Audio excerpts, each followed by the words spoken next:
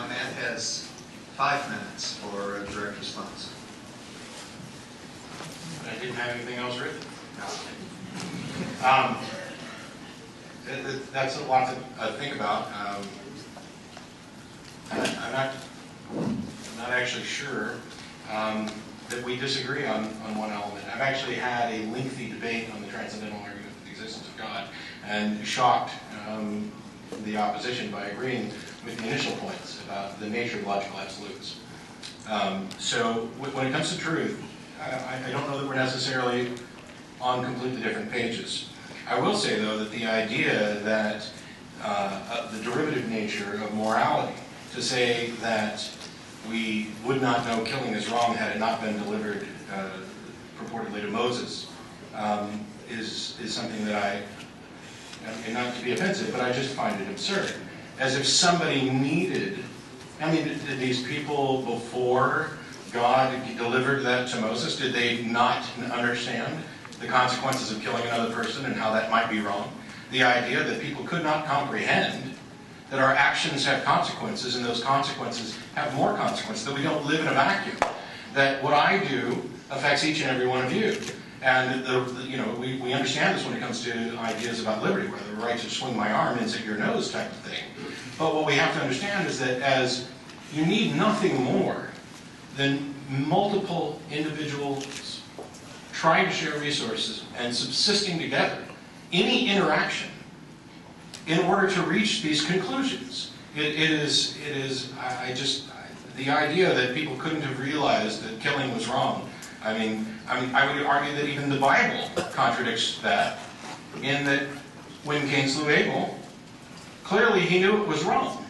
And this was long before anything had been delivered to Moses, and I'm sure that there is, some internally consistent response to that. But cultures independent of the ancient Israelites had come to these, conclusions on their own. Now, where they fit on the timeline is, up for debate. And I'm not a historian, so I won't even address that. When we're talking about truth and the fact that truth has to exist independent of our knowledge of it, yes, that's true. And in a metaphorical sense, I have no objection to the idea of a transcendent category of existence, or something along those lines. I'll agree that life, which is, physical, agrees independent of our ability to actually observe it. And if every mind in existence right now ceased to exist, this podium, as far as we can tell, as reason would lead us to believe, that it would still be what it is. There would be nobody to observe it. And when we discover things in the universe, this is a process of inquiry and investigation, but we have discovered something. And the existence of that thing is independent of our ability to perceive it or understand it. I mean, it's not like you didn't exist before we met today. And I would think that it would be preferable to view this nebulous idea of truth as an emergent property of the natural state of the universe, much in the same way that we can view consciousness as an emergent property of the brain, or wet as an emergent property of water. How many molecules do you need before you have wet? What is wet? This is something that's incredibly difficult to grasp, and that's not just a pun. I mean, the idea of how much of this do you need? The sand paradox. How many grains of sand do you have to pull before there's not a pile? The pile is conceptual. Wet, though, is not conceptual. Wet is a physical interaction, and that's the key. That what we're talking about when we talk about morality is the interaction.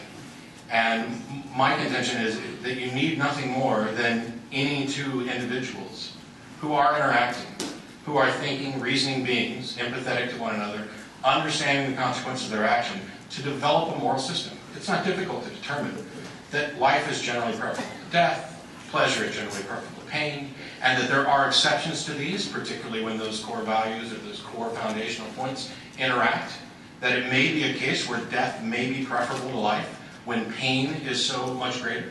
I don't know. I'm not here to necessarily assert moral positions on when euthanasia might be allowed or if it's ever allowed. I'm saying that those values arise as emergent phenomena in the interactions of thinking beings.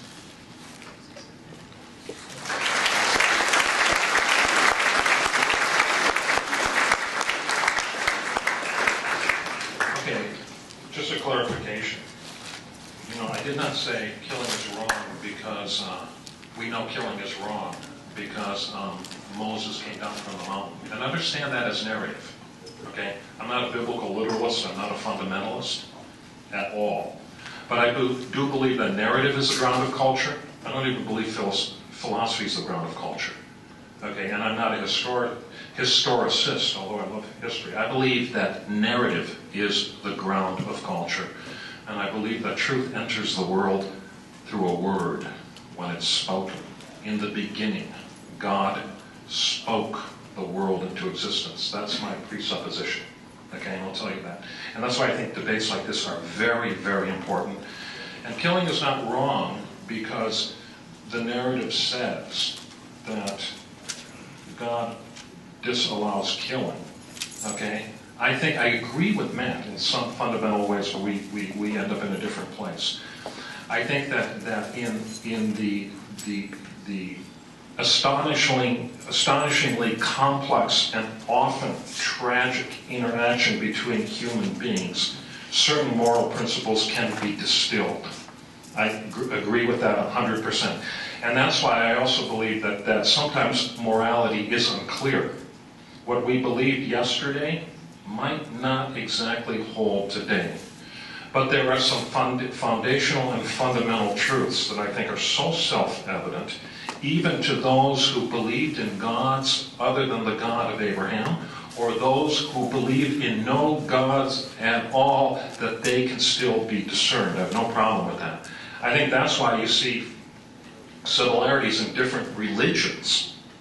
I think that's why the atheist, I still hold to the fact that the atheist can make no ultimate transcendent appeal beyond his own personal authority, which is to say beyond his own experience.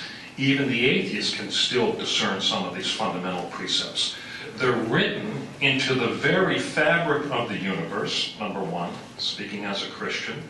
Number two, they're corroborated in the interactions with people. But what I'm talking here is, where is the fundamental authority, where is the fundamental seal that says, yes, this violates the ultimate moral prohibition. This is a moral line that ought not to be crossed. Here's the problem that I have with atheism, not with Matt. I like a lot of what Matt says, actually. A whole lot. I think, I could go up to, I could go grab a beer with Matt. I really could. I really could, and we could enjoy it. We'll just put the God question aside. How's that? Okay? All right? The problem is that the atheist experiment, especially in this last century, I don't hold him responsible. I don't hold a lot of atheists responsible, so I'm not making a moral judgment here. Please understand me. The problem is that the atheist experiment, especially with eugenics and communism and so on and so forth, I'm not saying that all atheists are eugenicists. I'm not making that. But the real reason those moral lines were crossed, and the corrective to the crossing of those lines, did not come from within atheism, but from outside of it. It's because it cannot and does not hold any other claim to authority besides its own experience. Now, Matt said that truth is an emergent property of the universe. That's a very, very recent claim, okay? I hold to an older tradition, and that is that truth exists in the universe, but it needs to be uncovered. It doesn't emerge. Now, that's not to say that all Christians did truthful things. Clearly, some did not. And it's not to say that what we hold as true is necessarily as developed as it might be.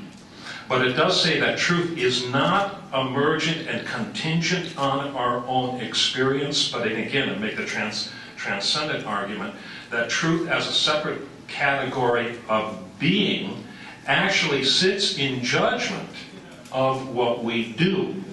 It doesn't follow that someone who says, I have the truth, does indeed have the truth. That doesn't follow. When someone says, I have the truth, I go, oh yeah? Let's see. I'll listen, I'll think. Okay, and I expect to be challenged in the same way.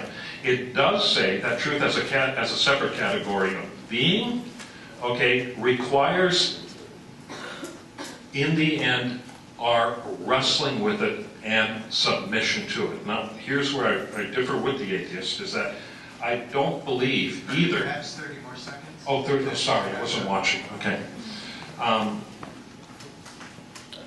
Truth, I think, too, has it's not only, I talk of it as a category of being, but I also think that truth has a personal dimension. I'm a Christian.